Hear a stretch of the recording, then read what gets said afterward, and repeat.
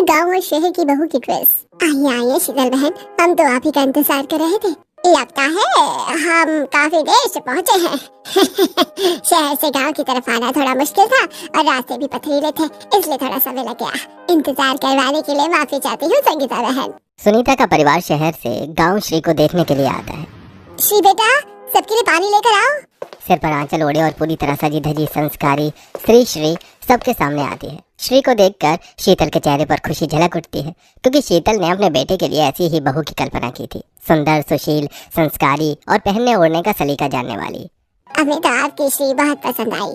मैंने अपने बेटे के लिए हमेशा ऐसे ही सुंदर, सुशील और संस्कारी बहू का सपना देखा था, वरना आजकल की लड़कियां तो फैशन के नाम पर संस्कृति भूल चुकी है। आज मेरी तलाश श्री के रूप में पूरी हो गई। अरे ये तो हमारा सौभाग्य है कि श्री आपके घर की बहू बनेगी। मैं चाहता हूँ कि जल्द से जल्द शादी की तारीख पक्की कर ली जाए। पंडित जी से कहकर किसी शुभ मुहूर्त का पता करवा लेते हैं। अरे भाग्यवान, जरा जल्दी से सबका मुंह मीठा कराइए, बहुत खुशी का मौका है। हाँ, मैं अभी मिठाई लेकर आती हूँ। इसी तरह सबकी रजामंदी से शिवांश और श्री का रिश्ता पक्का हो जाता है। दूसरी तरफ वरुण अपने ऑफिस में काम करने वाली काव्या को पसंद करता है। वरुण के घर में भी शादी की बातें शुरू हो जाती हैं। सुना है शिवांश का रिश्ता तय हो गया। मैं तो अब चाहती हूँ कि वरुण की भी जल्दी से जल्दी शादी हो जाए, ताकि मैं भी सुकून की सांस ले सकूं। हाँ, अब वरुण की भी शादी हो जानी चाहिए। उषा जी, आपकी नजर में कोई लड़की है या फिर किसी रिश्ते करवाने वाले से बात करिए। मम्मी पापा, मुझे आपसे एक बात करनी है। हाँ बेटा, कहो। मम्मी पापा, मैं अपने ऑफिस की काव्या को पसंद करता हूँ और उसी से शादी करना चाहता हूँ। मुझे उम्मीद है कि काव्या से मिलकर आप इनकार नहीं करेंगे। काव्या बहुत अच्छी, पढ़ी लिखी और मॉडर्न है। अगर तुम्हें काव्या पसंद है और उसके घर वाले भी शादी के लिए राजी हो तो हमें कोई दिक्कत नहीं। बताओ कब उसके घर चलना है रिश्ता लेकर। ओह मम्मी, थैंक यू, आप बहुत स्वीट हो। मुझे लगा था कि मुझे काव्या से शादी करने के लिए बहुत बड़ी जंग लड़नी पड़ेगी। तुम्हें पता है, मैंने और तुम्हारे पापा ने कभी तुम्हारी किसी बात को नजरअंदाज नहीं किया। शादी तो तुम्हारी जिंदगी का सबसे बड़ा फैसला है, ये भी तुम्हारी पसंद से ही होना चाहिए।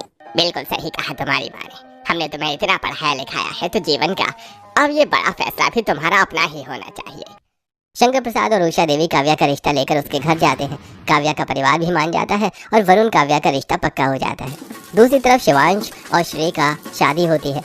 श्री लाल रंग के लहंगे में बेहद सुंदर लग रही थी। अरे वाह, शीतल ने तो बहुत ही सुंदर बहू ढूंढी है, इतनी सुंदर और संस्कारी। हाँ बिल्कुल सही कह रहे हो। और देखो तो कितना बड़ा घूंघट लिया है उसने, वरना आजकल की लड़कियां तो छोटे छोटे कपड़े पहनकर पता नहीं खुद को क्या ही समझती है। हाँ बिल्कुल, मैं भी अपने बेटे के लिए ऐसी सुंदर, सुशील और संस्कारी बहू ही ढूंढ के लाऊंगी। मुझे तो आजकल की लड़कियों के फैशन ही समझ नहीं आते। पता नहीं कुछ भी छोटे मोटे कपड़े पहनकर खुद को क्या ही समझती है।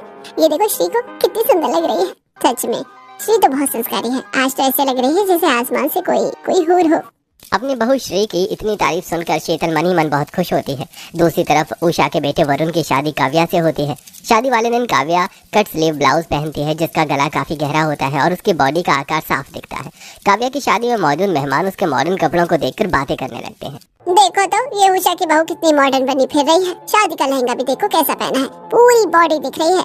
मॉडर्न है तो इसका मतलब ये नहीं कि शादी वाले दिन भी ऐसे कपड़े पहने। आजकल की लड़कियां मॉडर्न बनने के चक्कर में अपनी संस्कृति को ही भूल चुकी है। देखो कितनी बुरी लग रही है इतने छोटे छोटे कपड़ों में। मेरा बेटा भी सूरज कह रहा था कि वो अपने ऑफिस की लड़की से शादी करना चाहता है, मगर मैंने तो उसे पहले ही मना कर दिया। मुझे ऐसी मॉडर्न बहू नहीं चाहिए थी जो छोटे छोटे कपड़े पहने। उषा देवी अपने पड़ोसन की बातें सुनकर मन ही मन परेशान होती हैं और अपनी बहू के पहनावे से थोड़ा नाराज भी हो जाती हैं। मानती हूँ काव्या थोड़ी मॉडर्न है, मगर कम से कम आज के दिन तो हमारी संस्कृति के हिसाब से कपड़े पहन लेती। उषा जी, काव्या हमारे बेटे की पसंद है। लोग जो बिना वजह भी बातें करते हैं, आप चिंता मत करो। हाँ, खैर अब क्या ही किया जा सकता है। समय गुजरता रहता है। काव्या अपने ससुराल में खुश रहती है और अब श्री अपने ससुराल में सास ससुर और पति की सेवा करते हुए जीवन बिताती है। काव्या ज्यादातर जींस टॉप या शॉर्ट ड्रेस पहनती थी, जबकि श्री हमेशा साड़ी ब्लाउज पहनकर सिर पर आंचल डाले रहती है। बहू, मुझे सब्जी लेने बाजार जाना है। माँ जी, मुझे भी कुछ जरूरी सामान लेना है, क्या मैं आपके साथ चल सकती हूँ? इसमें पूछने वाली कोई बात है, बिल्कुल चलो। उधर उषा देवी भी अपनी बहू काव्या के साथ बाजार आई हुई होती है। उषा और शीतल की गहरी दोस्ती है और दोनों पड़ोसन भी हैं। अरे उषा, कहाँ थी तुम इतने दिनों से? तुम तो मेरे बेटे शिवांश की शादी में भी नहीं आई। ये मेरी बहू है श्री, इसे मैं गाँव से भी आकर लाई हूँ। देखो कितनी सुंदर, संस्कारी, सुशील है। मैं अपने बेटे के लिए बिल्कुल ऐसी ही बहू चाहती थी और वो मुझे मिल गई। क्या बताओ शीतल, मेरे बेटे वरुण की भी शादी थी, इसलिए तुम्हारे बेटे की शादी में आना नहीं हो पाया। ये मेरी बहू है काव्या, बहुत पढ़ी लिखी है और मेरी बेटी के साथ ही जॉब करती है, इसलिए थोड़ी मॉडर्न भी है। हेलो आंटी, कैसी हैं आप? अरे वो तुम्हारी बहू तो बहुत सुंदर है, इससे मिलो। ये है मेरी बहू श्री। नमस्ते आंटी जी। अपनी अपनी सास की तारीफ करवाने के बाद काव्या और श्री एक दूसरे को देखती हैं। दोनों के मन में एक दूसरे को देखकर नेगेटिव विचार आते हैं। Oh my God, is such a old fashion, बिल्कुल बहन जी टाइप। इस जमाने में कौन इतना सर पर पल्लू ओढ़कर घूमता है और इतना भारी साड़ी कौन कैरी करता है। मैं तो इस बहन जी से बात करना भी पसंद ना करूं। हे भगवान, इसके कपड़े कैसे हैं, पता नहीं ऐसे कपड़े पहनकर ये पूरे मोहल्ले में कैसे घूमती है। और कॉन्फिडेंस तो देखो, जैसे कोई मिस इंडिया हो। थोड़ी सी शर्म या लाज भी नहीं आती है। उसी दिन श्री छत पर कपड़े सुखा रही थी। तभी वो देखती है कि काव्या बाजार जा रही है। मोहल्ले की कुछ लड़कियां और औरतें काव्या का मजाक उड़ाती हैं। अरे देखो तो उषा की बहू चलती फिरती मॉडल लगती है। हाँ, मुझे तो ये फैशन और मेकअप की दुकान लगती है। भला ऐसे कपड़े पहनकर कौन घर में रहता है। इसके कपड़े इतने छोटे हैं कि छोटे बच्चे भी ना पहने। सही कहा आंटी आपने तो। मुझे तो ये फैशन की दुकान बिल्कुल अच्छी नहीं लगती। और एटीट्यूड तो देखो कितना है, जैसे कोई मिस वर्ल्ड हो। अरे इसे तो अपनी पड़ोसी श्री से सीखना चाहिए। श्री कितनी संस्कारी है और इसके कपड़े कितने ढके हुए होते हैं। ये तो बस अपनी बॉडी दिखाती रहती है। छोड़ो हमें क्या, कैसे भी कपड़े पहने। काव्या अपने बारे में सभी औरतों की रिमार्क सुनती है। सारे के सारे जलते हैं मुझसे। मेरे जैसे कपड़े नहीं पहन सकता कोई, इसलिए मुझसे जेलस है। दूर खड़ी श्री लोगों को काव्या का मजाक उड़ाते देखती है। उसे ये बिल्कुल अच्छा नहीं लगता। ये लोग काव्या का कैसा मजाक बना रहे हैं। भला ही वो छोटे कपड़े पहनती है, लेकिन वो उसकी अपनी पसंद है। इन लोगों को किसने हक दिया है उसे शर्मिंदा करे। ऐसे समय गुजरता जाता है। एक दिन श्री सब्जी लेने बाजार जाती है। श्री हमेशा की तरह सिर पर पल्लू और साड़ी पहने हुए होती है। वहाँ कुछ मॉडर्न लड़कियाँ उसका मजाक उड़ाने लगती हैं।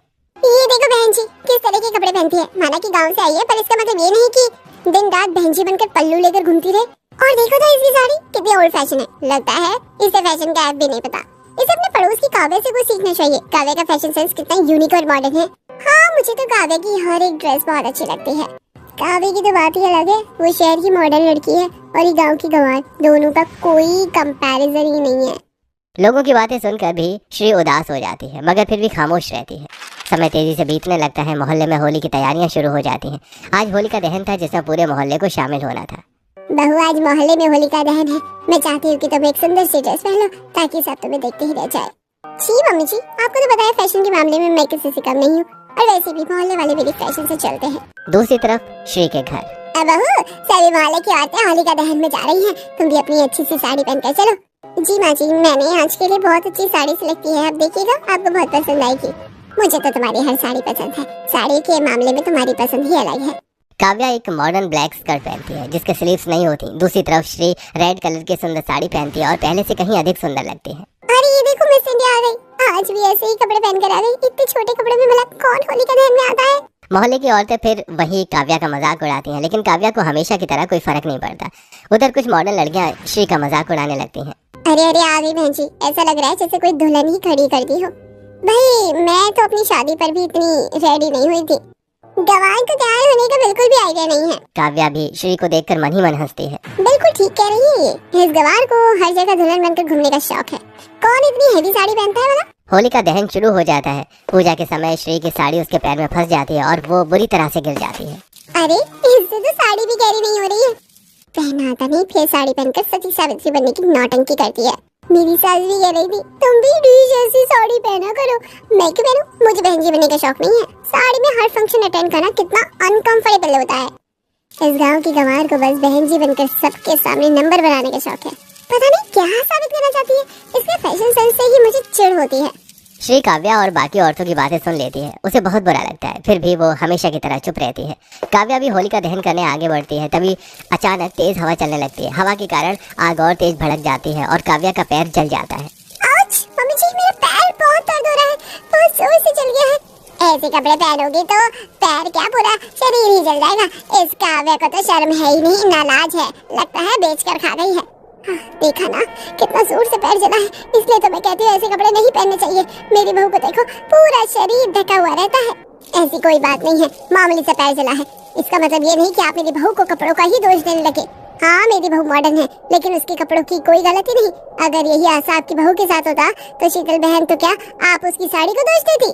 ऐसे ही होली का दिन होता है। काव्या बहू, तुम्हारी चॉइस तो हमेशा ही बहुत अच्छी होती है। आज होली के त्योहार पर तुम ऐसा ड्रेस पहना कि सबकी नजरें तुम पर ही टिक जाए। वैसे तो तुम हर दिन अच्छे कपड़े पहनती हो, मगर आज मैं चाहती हूँ कि तुम सबसे अलग और सबसे खास दिखो। जी मम्मी जी, आज के लिए मैंने बहुत सारे स्पेशल ड्रेस डिजाइन करवाए हैं। आप देखेंगी तो आप भी देखती रह जाएंगी।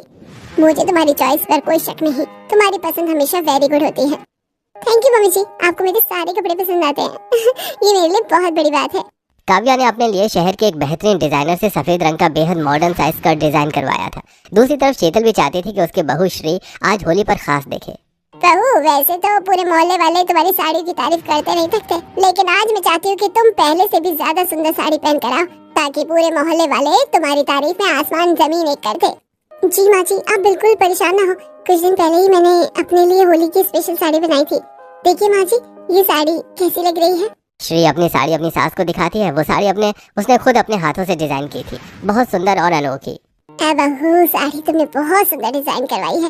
पूरे मोहल्ले में ऐसी साड़ी किसी के पास नहीं होगी। अच्छा, तुम जल्दी से तैयार हो जाओ, होली का त्योहार शुरू होने वाला है। काव्या सफेद रंग का डिजाइन ड्रेस पहनती है और उसके साथ मैचिंग ज्वेलरी डालकर तैयार हो जाती है। हमेशा की तरह उसका ड्रेस काफी छोटा था।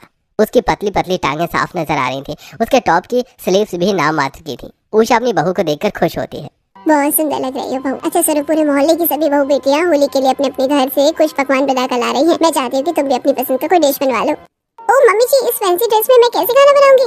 अगर मेरी व्हाइट आउटफिट को कुछ हो गया तो सब मुझ पर हंसेंगे। और वैसे भी इस आउटफिट में कुकिंग करने में बिल्कुल भी मैं कंफर्टेबल नहीं हूँ। ऐसा करती हूँ, कुछ ऑनलाइन ऑर्डर कर देती हूँ, सबको पसंद भी आएगा और बात भी बनी रहेगी। हाँ, तुम्हारा ड्रेस काफी महंगा लग रहा है, तुम ऐसा ही करो, ऑनलाइन खाना ऑर्डर कर दो।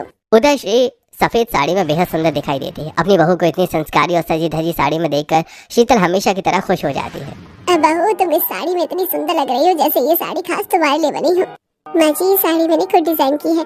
आपको तो पता है कपड़े सिलने का मुझे कितना शौक है। हाँ, मैं जानती हूँ कि तुम कितनी गोरी हो। कपड़े सिलने से लेकर खाना बनाने तक हर चीज में परफेक्ट हो, इसलिए तो तुम मेरी प्यारी बहू हो। ओहो माँ, क्या बात है, बस अपनी बहू की ही तारीफें कर रही हैं आप। आपका बेटा भी यहीं खड़ा है। अरे मेरी बहू लाखों में एक है, इसलिए उसकी तारीफ कर रही हूँ। अच्छा सुनो बहू, मोहल्ले वाले होली में अपने घर से बहुत अच्छे पकवान लेकर आ रहे हैं। मैं चाहती हूँ तुम 2-3 चीजें बना लो। जी माँ जी, जैसा आप कहें। मैं सोच रही दही बड़े, कचौड़ी, समोसे और मीठे में गुजिया और मालपुआ बना लेती हूँ। वाह बहू, ये तो बहुत अच्छी बात है, तुम जल्दी से बना लेना, होली शुरू होने वाली है। काव्या और श्री दोनों अपनी अपनी सास के साथ होली में पहुंचती हैं। होली का पंडाल बहुत खूबसूरती से सजा हुआ था। एक तरफ ठंडाई की स्टॉल थी, दूसरी तरफ गुजिया और स्नैक्स की ट्रेंडिंग होली सॉन्ग्स और लोग झूम झूम कर नाच रहे थे। मम्मी जी देखिए कितना मजा आ रहा है, मैं भी जाकर होली खेलती हूँ। हाँ, इसमें पूछने वाली क्या बात है, जाओ एंजॉय करो। काव्या भीड़ में जाकर रंगों से होली खेलती है और सबके साथ नाचने लगती है। उधर श्री अपने हाथों से बनाए हुए व्यंजन सबको परोसती है, फिर बड़े प्यार से सबके चेहरे पर हल्का सा होली रंग लगाती है। मोहल्ले की सभी बुजुर्ग औरतें श्री को ढेरों दुआएं और आशीर्वाद देती हैं। अरे बहू, जुग जुग जियो, भगवान तुम्हें हमेशा खुश रखे। दूसरी तरफ काव्या सभी के साथ होली खेलते हुए मदहोश होकर डांस कर रही थी। तभी कुछ मनचले लड़के उसे देखते हैं और गाना गाने लगते हैं। आजा गोरी, तेरे बदन पर रंग दूं कलर।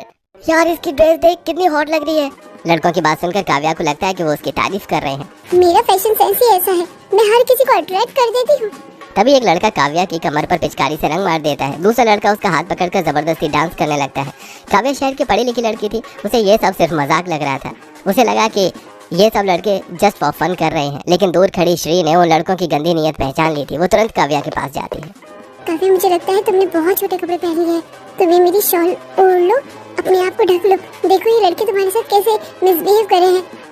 तुम क्या कर रही हो? तुम जैसे गवार हमारी शहरी मेंटालिटी से कभी मैच नहीं कर सकती। ओ सॉरी, मैं तो भूल ही गई थी, तुम तो गांव से हो, इसलिए तुम्हें नहीं पता होगा। हम शहर वाले होली इसी तरह मनाते हैं। काव्या, तुम समझ नहीं रही हो, इन लड़कों की नीयत ठीक नहीं लग रही है, प्लीज मेरी बात को समझो। श्री, तुम बहन जी जैसे कपड़े पहनती हो, लेकिन आज मुझे तुम्हारी सोच भी उतनी ही बहन जी वाली लग रही है। अगर ये लोग मुझे अनकंफर्टेबल करते तो मैं खुद दूर हो जाती, पर ये सब ऐसा नहीं है जैसे तुम लोग सोच रही हो। वरुण, जो काफी देर से अपनी पत्नी को इन लड़कों द्वारा छेड़ते हुए देख रहा था, वो गुस्से में वहाँ पहुँचता है। काव्या, श्री भाभी बिल्कुल सही कह रही थी, तुम्हें समझ में नहीं आ रहा ये लड़के कब से तुम्हें छेड़ रहे हैं और तुम इन्हें सबक सिखाने की बजाय उनके साथ डांस कर रही हो। जाओ जाकर ये मॉडर्न फिट ड्रेस उतारो, मुझे तुम इस ड्रेस में बिल्कुल अच्छी नहीं लग रही हो। ओके, कूल डाउन वरुण, मैं अभी जाकर चेंज करके आती हूँ। वरुण की बात सुनकर काव्या एक मॉडर्न सी लॉन्ग गाउन पहनकर दोबारा आती है, जिसकी स्लीव्स हमेशा की तरह नहीं थी। पड़ोसन सुनीता और शकुंतला काव्या और श्री दोनों को देखकर बातें करने लगती हैं। देखा तुमने, शीतल की बहू कितनी सुंदर लग रही है सफेद साड़ी में। मैंने सुना है वो साड़ी उसने खुद डिजाइन की है। अरे मतलब शीतल की बहू कोई डिजाइनर है? नहीं, वो मामूली सी दर्जी है, लेकिन देखो अपने लिए कितने अच्छे कपड़े डिजाइन करती है। और उधर इस काव्या को देखो, कुछ देर पहले मोहल्ले के लफंगे लड़के से भांग पीकर छेड़ रहे थे, पर इस काव्या को तो थोड़ी भी शर्म नहीं है, कैसे उन मर्दों के साथ कंधे से कंधा मिलाकर नाच रही थी। कपड़े पहनने में तो इसने बेशर्मी की सारी हदें पार कर दी है। हाँ संगीता बहन, क्या करे, जमाना ही ऐसा आ गया है। लोगों ने फैशन के नाम पर खुद को नंगा कर दिया है। जरा कुछ कहो तो आजकल की नस्ल हमें ही सुनाने लग जाती है और श्री जैसे संस्कारी लोगों का मजाक उड़ाया जाता है। मगर देखो तो श्री इस सफेद साड़ी में मानो आसमान से उतरी अप्सरा लग रही है। होली के अगले दिन भी पूरे मोहल्ले में काव्या और श्री की चर्चा चलती है। अरे यार, तुमने देखा नहीं, कल वो काव्या मॉडर्न सी वाइट स्कर्ट में कितनी हॉट लग रही थी। हाँ यार, ये तो है, लेकिन अपनी श्री भी कम नहीं लग रही थी। हर तरफ दोनों की चर्चे चल रहे थे। हम लोग इतने तैयार होकर गए, किसी ने हमें देखा तक नहीं। सच कहूं तो दोनों अपनी अपनी जगह बहुत सुंदर लग रही थी, इसलिए हर कोई इनके बारे में बात कर रहा है। काव्या अपनी छत पर खड़ी रश्मि और नंदिनी की बातें सुनती है और खुश हो जाती है।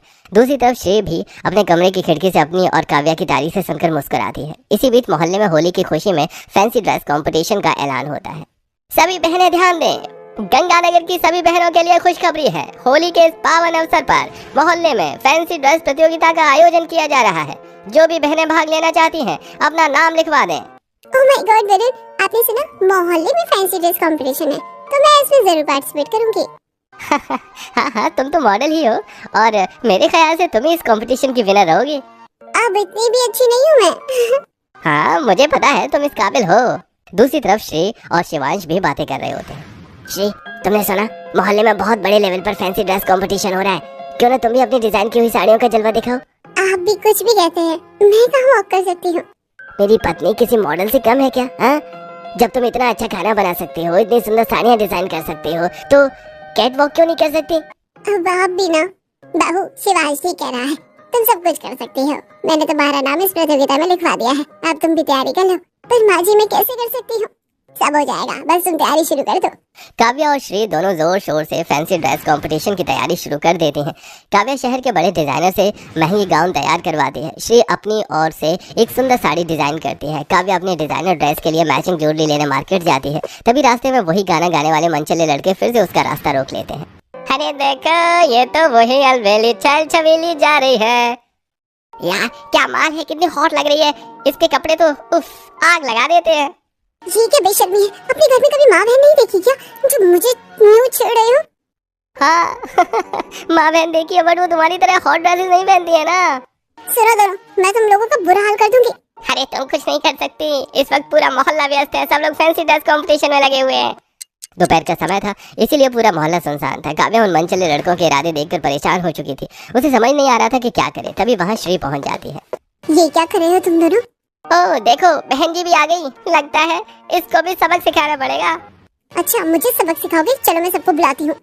श्री के डांटने पर दोनों लड़के दुम दबाकर भाग जाते हैं। काव्या जो हमेशा श्री को गलत समझती थी, इस पल बहुत शर्मिंदा हो जाती है। सॉरी श्री, मैं हमेशा तुम्हें गलत समझती थी, खुलेआम तुम्हारा मजाक उड़ाया, लेकिन मुझे नहीं पता था तुम्हारा दिल इतना साफ है। तुम चाहती तो मेरी पिछली बेइज्जती का बदला ले सकती थी, मगर तुमने मुझे बचाकर मेरा दिल जीत लिया। ऐसी कोई बात नहीं है काव्या, बस थोड़ा संभल कर जाया करो। तुम्हारे कपड़ों में कोई बुराई नहीं है, लेकिन अगर तुम थोड़े ढंग के कपड़े पहनोगी तो और भी सुंदर लगोगी। शाम में फैंसी ड्रेस कंपटीशन था। काव्या खुशी खुशी अपने डिजाइनर ड्रेस आयरन कर रही थी, लेकिन गलती से ड्रेस जल जाता था। ओह माय गॉड, ये क्या हो गया? इतना महंगा डिजाइनर ड्रेस जल गया। अब मैं कंपटीशन में क्या पहनूंगी? इतनी शॉर्ट नोटिस पर कोई नया ड्रेस भी नहीं मिल पाएगा मुझे लगता है मैं पार्टिसिपेट नहीं कर पाऊंगी। उधर श्री अपनी छत पर कपड़े फैलाने आती है। सामने ही काव्या भी मौजूद होती है। श्री उसे परेशान देखकर बात करती है। क्या हुआ काव्या, तुम बहुत परेशान लग रही हो। क्या बताओ यार, मेरा इतना महंगा डिजाइन ड्रेस आयरन करते वक्त जल गया। अरे ये तो बहुत बुरी बात है।